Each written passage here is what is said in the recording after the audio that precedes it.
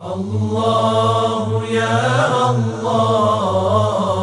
الله سبحان الله الله يا الله الله حمدا لله. اعوذ باللہ من الشیطان الرجیم. بسم اللہ الرحمن الرحیم. الحمد للہ رب العالمین والصلاة والسلام علی اشرف الانبیاء والمرسلین وآلہ الطیبین الطاہرین المعصومین. معزز سامعین، محترم ناظرین، ہماری گفتگو کا سلسلہ جاری ہے توحید در عبادت میں، اور عبادت کے سلسلے میں وحدانیت کے اعتقاد کا بیان ہو رہا ہے کہ عبادت کے لیے صرف اور صرف اللہ تعالیٰ کی ذات شائستہ ہے، لائق عبادت ہے. اس کے سوا کوئی دوسرا عبادت کے لیے سزاوار نہیں ہے، اور عقل اس کا حکم کرتی ہے، عقل اس کو سمجھتی اور ادراک کرتی ہے. عزیزان گرامی، یہ اسلام کا مسلم عقیدہ اور مسلم حکم ہے کہ کسی کی عبادت نہ کرو، صرف اور صرف اللہ معبود ہے، اس کے سوا کوئی اور معبود نہیں ہے. عزیزان گرامی، لیکن اب یہ عبادت میں جو وحدانیت ہے، اس کے معنی میں جو ڈفرنسز ہوئے ہیں عزیزان گرامی، اس پر گفتگو جاری تھی، اور بیان کیا گیا کہ جیسے لغت میں مطلق طور پر کسی کے سامنے تواضع، تدلل، انکساری، خضوع و خشوع کرنا، خضوع و خشوع کے ساتھ، انکساری کے ساتھ کسی کے سامنے پیش آنا، اس کی عظمت کی خاطر، اس کی جلالت کی خاطر، اس کے احترام کی خاطر، اس کا اکرام اور تکریم کرتے ہوئے. عزیزان گرامی، تو یہ لغت میں عبادت ہے، لیکن وہ عبادت جو عقائد میں ہم گفتگو کرتے ہیں، جو مسلم عقیدہ ہے اسلام کا، وہ عبادت میں ایک دوسری چیز بھی ہے ضروری. جب عبادت کہلائے گی،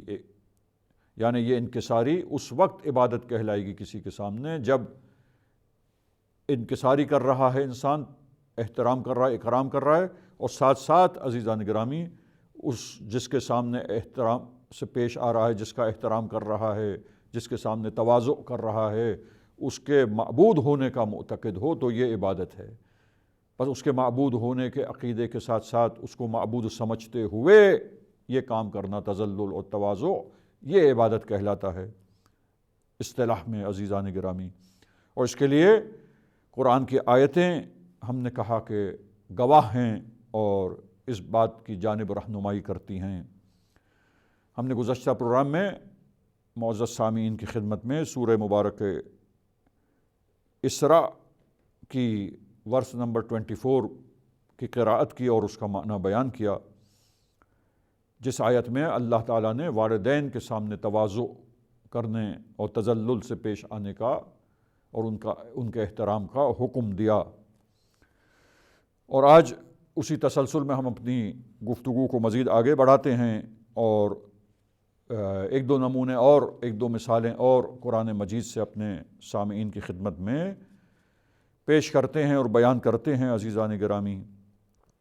دیکھیے سورہ مبارک بقرہ، قرآن مجید کا دوسرا سورہ. پہلا سورہ اس قرآن کی ترتیب میں سورہ فاتحہ ہے، سورہ حمد، اور دوسرا سورہ سورہ بقرہ. اس سورہ بقرہ کی آیت 34 ورس نمبر 34. تو عزیزان گرامی، اب دیکھیے میں تلاوت کا شرف حاصل کرتا ہوں، اس آیت کریمہ کی تلاوت آپ کے سامنے پیش کرتا ہوں، اور پھر اس کے ٹرانسلیشن کو پیش کرنے کے بعد جو میسیج ہمیں اس آیت سے مل رہا ہے، ہم مل جل کر اس میں غور و فکر کریں. یہ قرآن ہدایت کے لیے آیا ہے، یہ قرآن اس لیے آیا ہے کہ انسان اس قرآن میں، اس کلام الہی میں تفکر کرے، غور و فکر کر کے وہ واضح پیغام وہ واضح میسیجز جو اس قرآن میں ہیں، جو حقائق اور مطالب بیان ہوئے ہیں، ان کو سمجھے انسان اور اس پر عمل پیرا ہو، اس سے ہدایت حاصل کرے انسان قرآن مجید سے۔ دیکھیے آیت میں ارشاد رب العزت ہوتا ہے، بسم اللہ الرحمن الرحیم، وَإِذْ قُلْنَا لِلْمَلَائِكَةِ اسْجُدُوا لِآدَمَ فَسَجَدُوا إِلَّا إِبْلِيسَ أَبَى وَاسْتَكْبَرَ وَكَانَ مِنَ الْكَافِرِينَ۔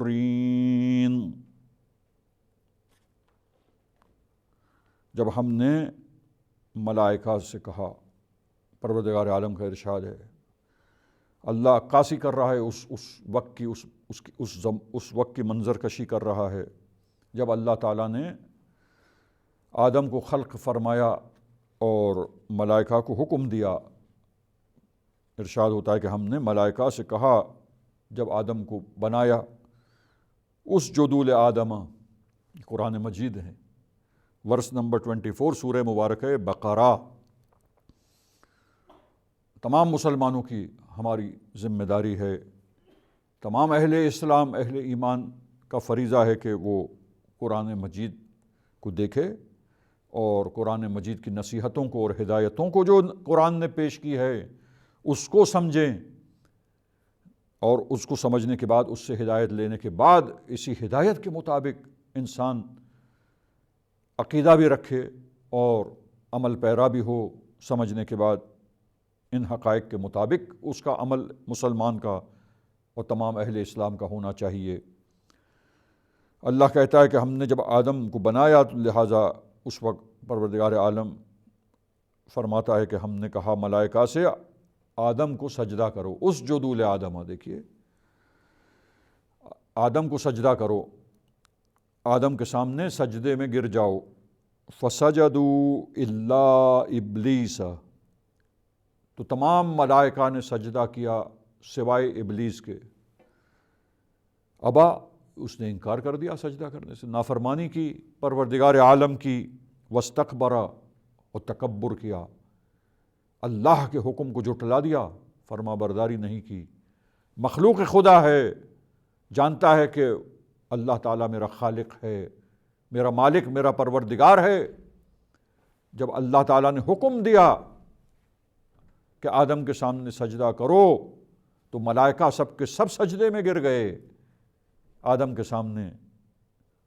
انہوں نے سجدہ کیا، لیکن ابلیس نے تکبر کیا، استکبار کی صفت کو اپنایا، استکبار کیا۔ وَكَانَ مِنَ الْكَافِرِينَ، اور جھٹلانے والوں میں سے ہو گیا، نافرمانی کرنے والوں میں سے ہوا۔ تو عزیزان گرامی، اب آپ دیکھیے کہ یہاں پر اللہ تعالیٰ حکم دے رہا ہے، جبکہ عقل کہتی ہے، یہ عقل کا ادراک ہے، عقل بشر سمجھتی ہے، جو عقل اللہ نے شعور کی نعمت انسان کو دی، وہ شعور کی نعمت کو عقل کو بروئے کار لائے تو انسان سمجھتا ہے کہ جب انسان اشرف المخلوقات میں سے ہے تو پھر غیر اللہ کو سجدہ کرنا، غیر اللہ کو عبادت کرنا، غیر اللہ کی عبادت اور اس کے سامنے تواضع و تذلل عبادت کرتے ہوئے، یعنی معبود سمجھتے ہوئے معاذ اللہ، یہ درست نہیں ہے۔ تو یہاں پر دیکھیے دو چیزیں ہیں، ایک ملائکہ ہیں جنہوں نے آدم کے سامنے سجدہ کیا، اللہ ان کی مدح کر رہا ہے، کہہ رہا ہے کتنے اچھے یہ ملائکہ ہیں جنہوں نے اللہ کی فرما برداری کی۔ تو اب عقل کا یہ حکم اور اسلام میں یہ مسلم عقیدہ جو عقل کے حکم کے مطابق ہے کہ عبادت صرف اور صرف منحصر اللہ تعالیٰ کی ذات میں ہے، اور اشرف المخلوق انسان کے لیے یہ درست نہیں، بلکہ کسی مخلوق کے لیے بھی درست نہیں ہے کہ وہ اللہ تعالیٰ کو چھوڑ کر غیر اللہ کی عبادت کرے، معاذ اللہ، ما سوی اللہ، کسی اور کی جو مخلوق خدا ہے اور جس کو اللہ نے پیدا کیا ہے، تو اس مخلوق کے خدا کی عبادت کر لے، معاذ اللہ، یہ درست نہیں ہے، یہ ٹھیک نہیں ہے۔ عبادت صرف اور صرف اس ذات کے لیے ہے، حقیقتاً اسی ذات میں منحصر ہے جو کائنات کا پیدا کرنے والا ہے، قادر ہے، قدیر ہے، علیم ہے، عالم ذات ہے، احاطہ علمی رکھنے والی ہستی،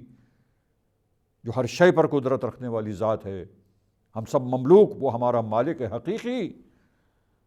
لہٰذا عزیزان گرامی، عبادت اسی ذات کے لیے فقط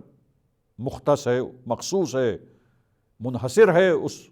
واجب الوجود بذاتہ ہی کی ذات میں۔ لہٰذا یہاں اللہ تعالیٰ جو اسلام کا مسلم عقیدہ ہے، اب دیکھیے عبادت میں توحید کا،